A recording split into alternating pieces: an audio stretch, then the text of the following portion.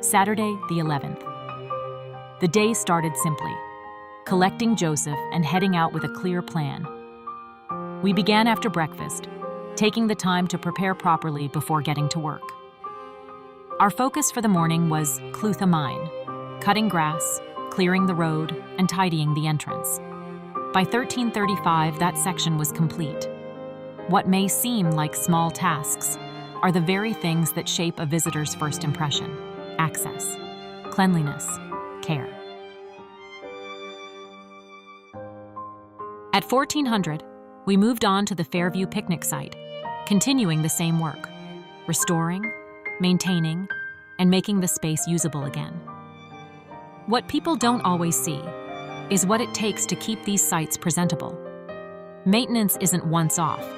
It's continuous, demanding, and often underestimated.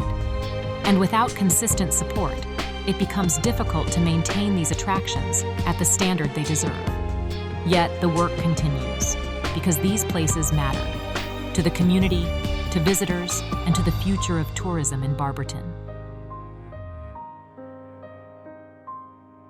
And finally, a sincere thank you to those who continue to support me personally.